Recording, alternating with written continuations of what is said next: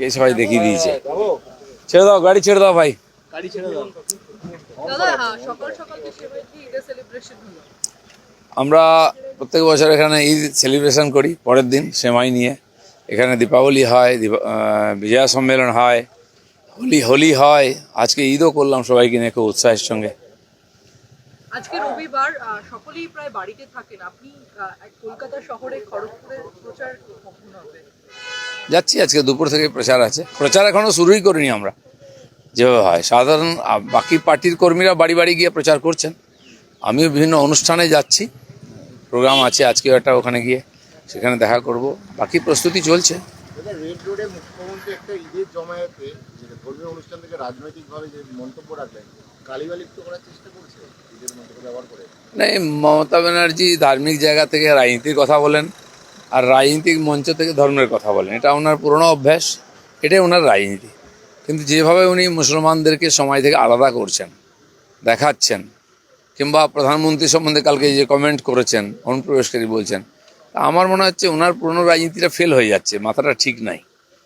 যেমন যে উনি বলেছেন যে 1 সেকেন্ডে একটা সম্প্রদায় আছে, 1 সেকেন্ডে সব শেষ করে দেবে। তার মানে মুসলমানদের প্রতি বলতে চাইছেন ওরা কি দাঙ্গাবাজ, ওরা কি উগ্রপন্থী। উনি ওদেরকেই অপমান করছেন ওদের প্রোগ্রামে গিয়ে বা ওদের সম্বন্ধে বলে। তো এইভাবে মুসলমানদের ভাবা উচিত, যারা কার উপরে ভরসা করেছেন, যিনি তাদেরকে কি ভাবেন, তাদেরকে গুন্ডা বদমাশ ভাবেন, সাম্প্রদায়িক ভাবেন, আর তাদের উপরে কোনো ভরসাই করেন না, কেবল ভোটার মনে করেন। তো মমতা ব্যানার্জির প্রতি যারা ভরসা করছেন তাদেরই বদনাম হচ্ছে। দাদা, আগামী সপ্তাহে নীতিন নবীন আসছেন রাজ্যে, মানে প্রার্থী তালিকা ঘোষণার উপর বিভিন্ন রকম ভাবে যে বিক্ষোভ উঠে আসছে, সেই কারণের জন্যই কি এবার একদম সব নেতৃত্বকে মাঠে না, নামতে যারা হচ্ছে? ক্যান্ডিডেট আছেন আমার মনে হয় তাদের আমাকেও ডাকা হয়েছে, এখানেই মিটিং আছে 24 তারিখ। তো এটা তো একটা সিস্টেম। মাননীয় সর্বভারতীয় সভাপতি এই নির্বাচনে প্রথম থেকেই আসছেন বারবার, তিনি নিজের নেতৃত্ব দিচ্ছেন। উনিও চাইছেন যে পশ্চিমবাংলায় পরিবর্তন হোক, বিজেপি সরকার হোক।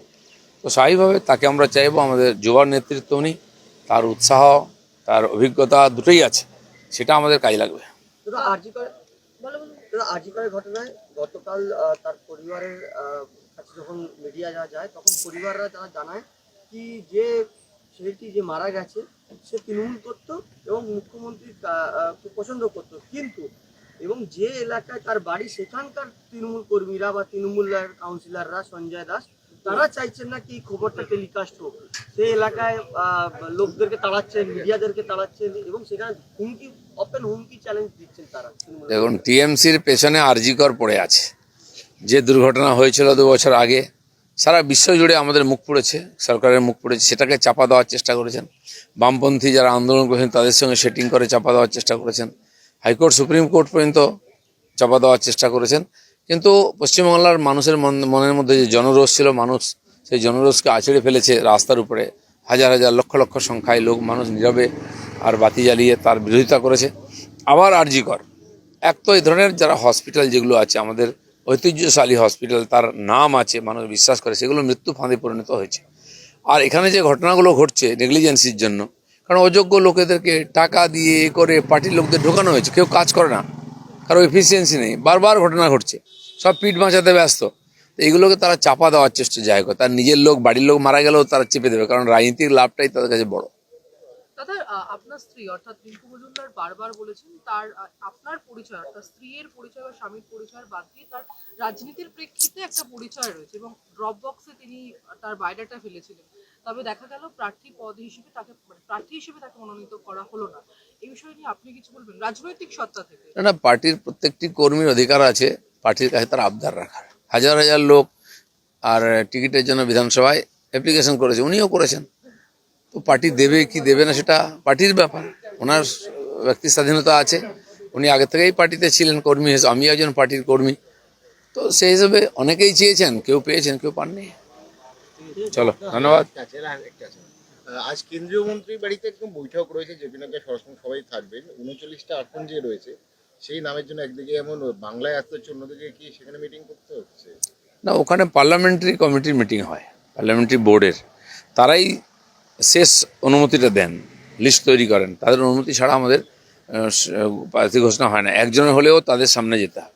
তো এই জন্য 2টো ফেজে হয়ে গেছে, 3য় ফেজে আমার মনে হয় ফাইনাল হয়ে যাবে, তার জন্য লাস্ট স্ট্যাম্পটা পড়ে যাবে আজকে। কালকে সবাই দেখিয়ে দিয়েছে। ছেড়ে দাও, গাড়ি ছেড়ে দাও ভাই।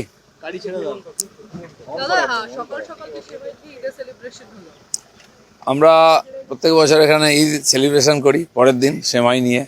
এখানে দীপাবলি হয়, বিজয়া সম্মেলন হয়, হোলি হয়, আজকে ঈদও করলাম সবাইকে নিয়ে খুব উৎসাহের সঙ্গে। আজকে রবিবার, সকলেই প্রায় বাড়িতে থাকেন, আপনি কলকাতা শহরে খড়গপুরে প্রচার কখন হবে? যাচ্ছি, আজকে দুপুর থেকে প্রচার আছে। প্রচার এখনও শুরুই করিনি আমরা, যেভাবে হয় সাধারণ বাকি পার্টির কর্মীরা বাড়ি বাড়ি গিয়ে প্রচার করছেন। আমিও বিভিন্ন অনুষ্ঠানে যাচ্ছি, প্রোগ্রাম আছে আজকেও একটা, ওখানে গিয়ে সেখানে দেখা করব। বাকি প্রস্তুতি চলছে। রেড রোডে মুখ্যমন্ত্রী একটা ঈদের জমায়েতে যে ধর্মীয় অনুষ্ঠান থেকে রাজনৈতিকভাবে যে মন্তব্য রাখলেন, গালিবালিপ্ত করার চেষ্টা করছে ঈদের মন্তব্য ব্যবহার করে। মানে মমতা ব্যানার্জি ধার্মিক জায়গা থেকে রাজনীতির কথা বলেন, আর রাজনীতিক মঞ্চ থেকে ধর্মের কথা বলেন। এটা ওনার পুরনো অভ্যাস, এটাই ওনার রাজনীতি। কিন্তু যেভাবে উনি মুসলমানদেরকে সমাজ থেকে আলাদা করছেন, দেখাচ্ছেন, কিংবা প্রধানমন্ত্রী সম্বন্ধে কালকে যে কমেন্ট করেছেন, অনুপ্রবেশকারী বলছেন, আমার মনে হচ্ছে ওনার পুরনো রাজনীতিটা ফেল হয়ে যাচ্ছে, মাথাটা ঠিক নাই। যেমন যে উনি বলেছেন যে 1 সেকেন্ডে একটা সম্প্রদায় আছে, 1 সেকেন্ডে সব শেষ করে দেবে। তার মানে মুসলমানদের প্রতি বলতে চাইছেন ওরা কি দাঙ্গাবাজ, ওরা কি উগ্রপন্থী। উনি ওদেরকেই অপমান করছেন ওদের প্রোগ্রামে গিয়ে বা ওদের সম্বন্ধে বলে।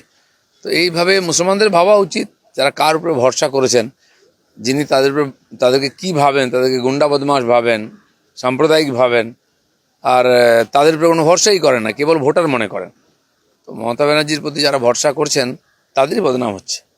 দাদা, আগামী সপ্তাহে নীতিন নবীন আসছেন রাজ্যে, মানে প্রার্থী তালিকা ঘোষণার উপর বিভিন্ন রকম ভাবে যে বিক্ষোভ উঠে আসছে, সেই কারণের জন্যই কি এবার একদম সব নেতৃত্বকে মাঠে না, নামতে যারা হচ্ছে? ক্যান্ডিডেট আছেন আমার মনে হয় তাদের আমাকেও ডাকা হয়েছে, এখানেই মিটিং আছে 24 তারিখ। তো এটা তো একটা সিস্টেম। মাননীয় সর্বভারতীয় সভাপতি এই নির্বাচনে প্রথম থেকেই আসছেন বারবার, তিনি নিজের নেতৃত্ব দিচ্ছেন। উনিও চাইছেন যে পশ্চিমবাংলায় পরিবর্তন হোক, বিজেপি সরকার হোক। তো স্বাভাবিকভাবে তাকে আমরা চাইবো। আমাদের যুবার নেতৃত্ব উনি, তার উৎসাহ, তার অভিজ্ঞতা দুটোই আছে, সেটা আমাদের কাজে লাগবে। দাদা আরজিকরের ঘটনায় গতকাল তার পরিবারের কাছে যখন মিডিয়া যায় তখন পরিবাররা তারা জানায় কি যে ছেলেটি যে মারা গেছে সে তৃণমূল করতো এবং মুখ্যমন্ত্রী খুব পছন্দ করতো, কিন্তু এবং যে এলাকায় তার বাড়ি সেখানকার তৃণমূল কর্মীরা বা তৃণমূলের কাউন্সিলররা সঞ্জয় দাস তারা চাইছেন না কি খবরটা টেলিকাস্ট হোক। সেই এলাকায় লোকদেরকে তাড়াচ্ছেন, মিডিয়াদেরকে তাড়াচ্ছেন এবং সেখানে হুমকি, ওপেন হুমকি চ্যালেঞ্জ দিচ্ছেন তারা। দেখুন, টিএমসির পেছনে আরজিকর পড়ে আছে। যে দুর্ঘটনা হয়েছিল 2 বছর আগে, সারা বিশ্ব জুড়ে আমাদের মুখ পুড়েছে, সরকারের মুখ পুড়েছে। সেটাকে চাপা দেওয়ার চেষ্টা করেছেন বামপন্থী যারা আন্দোলন করেছেন, তাদের সঙ্গে সেটিং করে চাপা দেওয়ার চেষ্টা করেছেন। হাইকোর্ট, সুপ্রিম কোর্ট পর্যন্ত চাপা দেওয়ার চেষ্টা করেছেন। কিন্তু পশ্চিমবাংলার মানুষের মনের মধ্যে যে জনরোষ ছিল, মানুষ সেই জনরোষকে আছড়ে ফেলেছে রাস্তার উপরে। হাজার হাজার লক্ষ লক্ষ সংখ্যায় মানুষ নীরবে আর বাতি জ্বালিয়ে তার বিরোধিতা করেছে। আবার আরজিকর, এক তো এই ধরনের যারা হসপিটাল যেগুলো আছে আমাদের ঐতিহ্যশালী হসপিটাল, তার নাম আছে, মানুষ বিশ্বাস করে, সেগুলো মৃত্যু ফাঁদে পরিণত হয়েছে। আর এখানে যে ঘটনাগুলো ঘটছে নেগলিজেন্সির জন্য, কারণ অযোগ্য লোকেদেরকে টাকা দিয়ে করে পার্টির লোকদের ঢোকানো হয়েছে। কেউ কাজ করে না, কারো এফিসিয়েন্সি নেই, বারবার ঘটনা ঘটছে, সব পিঠ বাঁচাতে ব্যস্ত। তো এইগুলোকে তারা চাপা দেওয়ার চেষ্টা যায় করে। তার নিজের লোক, বাড়ির লোক মারা গেলেও তারা চেপে দেবে, কারণ রাজনীতিক লাভটাই তাদের কাছে বড়। দাদা আপনার স্ত্রী অর্থাৎ রিঙ্কু মজুমদার বারবার বলেছেন তার আপনার পরিচয় অর্থাৎ স্ত্রীর পরিচয় বা স্বামীর পরিচয় বাদ দিয়ে তার রাজনীতির প্রেক্ষিতে একটা পরিচয় রয়েছে এবং ড্রপ বক্সে তিনি তার বায়োডাটা ফেলেছিলেন। তবে দেখা গেল প্রার্থী পদ হিসেবে তাকে, প্রার্থী হিসেবে তাকে মনোনীত করা হলো না। এই বিষয় নিয়ে আপনি কিছু বলবেন রাজনৈতিক সত্তা থেকে? না, পার্টির প্রত্যেকটি কর্মীর অধিকার আছে পার্টির কাছে তার আবদার রাখার। হাজার হাজার লোক আর টিকিটের জন্য বিধানসভায় অ্যাপ্লিকেশন করেছে, উনিও করেছেন। তো পার্টি দেবে কি দেবে না সেটা পার্টির ব্যাপার, ওনার ব্যক্তি স্বাধীনতা আছে। উনি আগে থেকেই পার্টিতে ছিলেন কর্মী হিসেবে, আমি একজন পার্টির কর্মী। তো সেই হিসেবে অনেকেই চেয়েছেন, কেউ পেয়েছেন, কেউ পাননি। চলো, ধন্যবাদ। আজ কেন্দ্রীয় মন্ত্রীর বাড়িতে একদম বৈঠক রয়েছে, জেপি নাড্ডা সরাসরি সবাই থাকবেন। 39টা আসন যে রয়েছে সেই নামের জন্য একদিকে এমন বাংলায় আসতে হচ্ছে, অন্যদিকে কি সেখানে মিটিং করতে হচ্ছে? না, ওখানে পার্লামেন্টারি কমিটির মিটিং হয়, পার্লামেন্টারি বোর্ডের। তারাই শেষ অনুমতিটা দেন, লিস্ট তৈরি করেন। তাদের অনুমতি ছাড়া আমাদের প্রার্থী ঘোষণা হয় না। একজনের হলেও তাদের সামনে যেতে হয়। তো এই জন্য 2টো ফেজে হয়ে গেছে, 3য় ফেজে আমার মনে হয় ফাইনাল হয়ে যাবে। তার জন্য লাস্ট স্ট্যাম্পটা পড়ে যাবে আজকে।